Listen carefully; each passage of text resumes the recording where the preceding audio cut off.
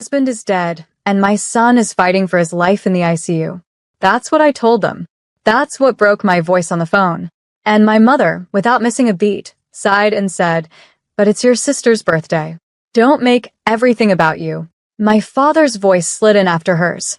"We'll call you later. Don't be dramatic." Then silence. No tears. No concern. No, we're on our way.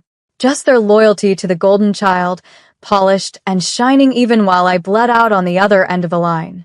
My name is Isabella Hart, 32 years old. And if you think you've heard cruelty before, wait until you hear what came next. Because what happens when grief collides with greed?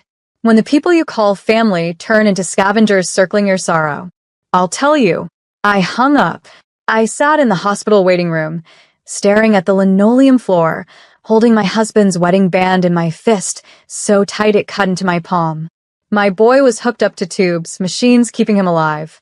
And they were eating cake, blowing candles, posting smiling pictures with captions about family love. I didn't scream. I didn't beg. I let the silence curl around me like a knife. But inside, a quiet vow began to take root. Because a week later, when they finally showed up at my door, not with flowers, not with apologies, but with outstretched hands demanding 50% of the settlement, I knew one thing for certain. This wasn't going to end the way they thought it would. This was the beginning of their unraveling. And I would be the one holding the thread. They stood on my porch as if they owned it. My father in his golf jacket, my mother in her pearls. No condolences. No soft words. Just a sharp, calculated demand. The insurance settlement, Mom said, like she was asking for a slice of pie. 50% for us. 30 for your sister. That leaves you with enough. Enough? Enough after burying my husband? Enough after watching my son hooked to beeping machines that decided whether he'd breathe? I stared at them. Their eyes didn't even flicker toward the framed photo of my family inside the hallway. Didn't even glance at the black dress hanging on the coat rack. They weren't here for me. They were here for money. I said nothing. My silence made them fidget, but Dad puffed out his chest. "Isabella, don't make this ugly. We supported you for years. Now it's your turn.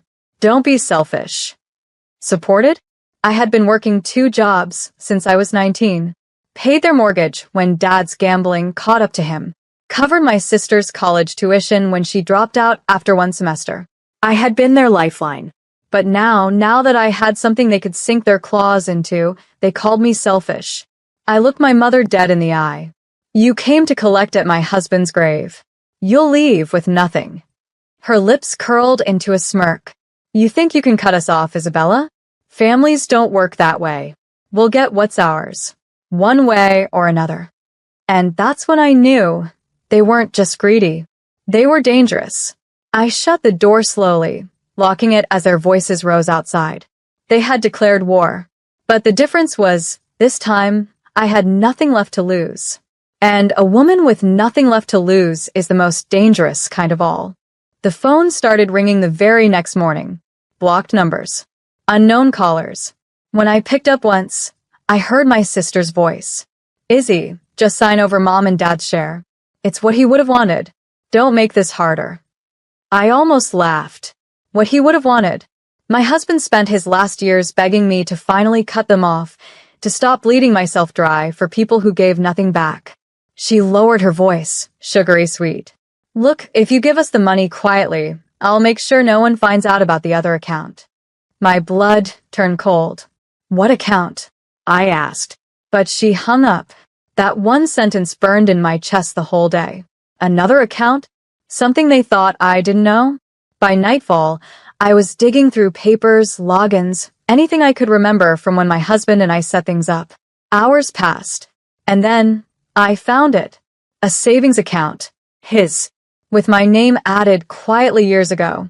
He had been saving, secretly, for me and our son. Nearly $120,000 sitting untouched. Tears blurred my vision. He knew. He always knew my family would come like vultures one day. And he had left me a shield. That night, I whispered to his photo, "I'll use this wisely. I promise." The next morning, they showed up again, this time with an envelope. Inside was a printed letter. A lawyer's letter. They were suing me for breach of family obligation and withholding joint assets. I felt my knees buckle. They were going to drag me through court, through the mud, through hell, while my son still lay in recovery. But grief can turn into steel, if you let it. I folded the letter neatly, slid it back into the envelope, and smiled for the first time in weeks. If they wanted a war in court, they were going to get something much worse. I walked into the lawyer's office 2 days later. My hair pulled back, my black blazer crisp. Grief still clung to me, but beneath it, there was fire. The receptionist glanced at the envelope in my hand. Family dispute, she guessed softly. I just nodded. Inside, the attorney listened as I poured everything out. The threats, the lawsuit, the settlement money, my sister's mysterious phone call. He leaned back in his chair, eyes narrowing. Isabella, let me be clear. There is no such thing as a family obligation in the way they've described. They don't have a legal leg to stand on. Relief hit me like oxygen. But then he added, that doesn't mean they won't try to smear you. We'll need to be ready. Smear me? That was their specialty. I could already imagine it. Whispers that I was greedy, cold-hearted, ungrateful. But this time, I had proof. I slid over a folder I had prepared the night before. Bank transfers. Texts where they admitted using my savings for my sister's modeling career. Receipts for the mortgage payments I had made on their house. He flipped through them, whistling under his breath. You've basically funded their lives for over a decade. Exactly, I said flatly. And now they want to destroy mine. He tapped the desk. We won't just defend. We'll counter. Fraud. Misuse of funds. Financial exploitation. They won't see it coming. For the first time in years, I felt power shift back into my hands. As I left the office, my phone buzzed. A message from my father. Last chance. Sign over the money before we ruin you. I stared at it, then typed back 3 words. See you soon. The fight was no longer about money. It was about dignity, about truth, about finally ending the chokehold they had on me. And deep down, I knew this court battle wouldn't just expose them. It would bury their perfect family image forever. The court date arrived faster than I expected. Walking into that marble-floored room, I felt the weight of every humiliation they'd piled on me since childhood. The whispered insults, the laughter, the you'll never be enough. Now, for once, it was all going to be on record. They sat across the aisle, my parents, stiff in their press suits, my sister smug in designer heels I knew she hadn't paid for. My mother wouldn't even look at me. My father smirked, like victory was already his. But when the judge asked for opening statements, my attorney stood tall and precise. He began not with my settlement, but with their history. The financial exploitation, the mortgage payments in my name, the savings they drained, the grocery store, jokes at weddings while I quietly paid their bills. Every receipt flashed on the screen behind him. Gasps echoed. Even the judge's eyebrow arched. My mother's face drained of color. My father's smirk cracked. My sister clenched her fists, whispering furiously to their lawyer. When it was their turn, their attorney stumbled through excuses. Family contributions, informal agreements, mutual understanding. But the documents shredded every word. And then, my lawyer dropped the final piece, the $120,000 hidden account my husband had created. I explained how he'd quietly saved it, knowing one day my family would try to bleed me dry. My voice shook, but I didn't cry. I didn't just lose my husband, I said, my eyes burning into theirs. I lost the one person who protected me from you, but he left me the strength and the proof to end this now. Silence fell heavy. The judge leaned forward. Based on evidence provided, the court sees clear financial abuse and exploitation. This case isn't about entitlement. It's about manipulation. My parents' lawyer tried to protest, but it was drowned out by the sound of the gavel striking. Dismissed. But this wasn't over, not for me, because I had one more move. A move that wouldn't just clear my name. It would rewrite my place in the family forever. The courthouse steps felt like a stage. Reporters weren't there for me, but for another case. Still, cameras lingered. And I let them. Because while my parents scrambled to cover their shame, I pulled out a folder. Inside, a press statement. Signed by me. Headline ready. Woman's family sues her for dead husband settlement. Evidence reveals years of exploitation. I'd given copies to 2 reporters before my mother even reached the bottom step. By the time she did, microphones were already pointed at her. Mrs. Carter, did you really demand 50% of your daughter's settlement the week her husband died? Her mouth opened. Shut. Opened again. Dad shoved past, red-faced. No comment. But the questions followed them down the street like hungry wolves. That night, my phone buzzed nonstop. Friends. Neighbors. Old coworkers. We saw the story. We never knew. My family had always painted me as the failure, the burden, the stain. Now the world saw them for what they were. When my sister finally called, her voice was venom. You've ruined us, Isabella. No one wants to work with me now. Our friends won't even answer our calls. I let her rage. Then I said quietly, you did that yourselves. I just stopped cleaning up your mess. Click. The silence after was sweeter than any applause. I stood by my window, looking out at the night city lights. For the first time in years, I wasn't trembling. But deep inside, I knew this wasn't just revenge. This was a rebirth. And the final act, the one they'd never see coming, was still waiting. The fallout spread like wildfire. By the end of the week, my parents' friends had vanished. The same people who used to toast them at weddings, laugh at their jokes, and mock me behind my back, now avoided them like a sickness. My sister's modeling contacts? Gone. One by one, contracts pulled out, citing bad publicity and reputation risk.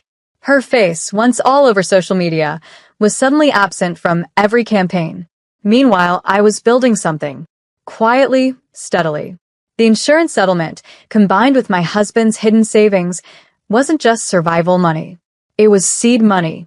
I invested, carefully, real estate, tech startups, medical research in his honor.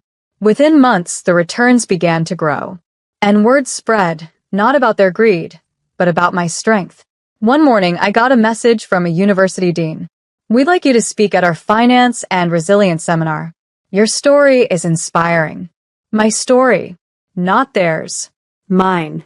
When I walked onto that stage, hundreds of faces watched me, not with pity, but respect. My voice didn't shake. My grief didn't define me. My choices did. And as I spoke, I realized something. Revenge wasn't about destroying them.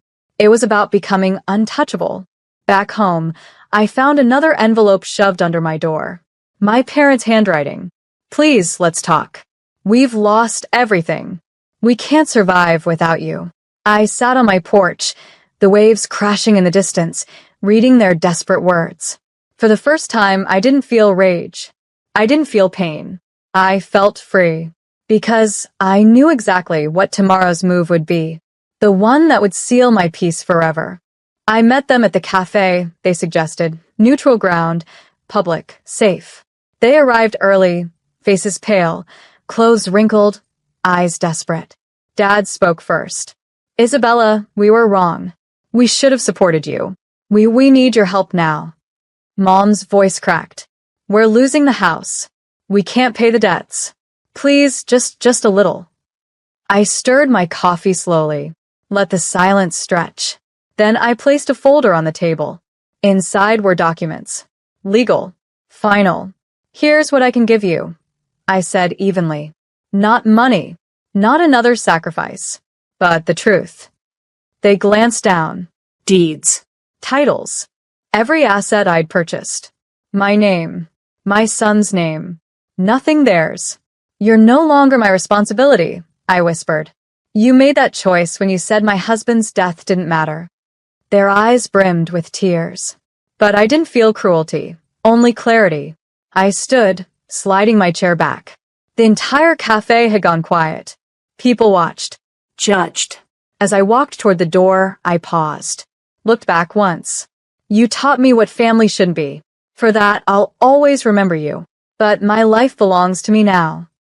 And I left them there alone, cornered by their own greed, staring at the reflection of everything they lost. Outside, the air felt lighter. My son's laughter, waiting at home, was the only sound I needed. It wasn't revenge that fueled me anymore. It was peace. And that peace was permanent.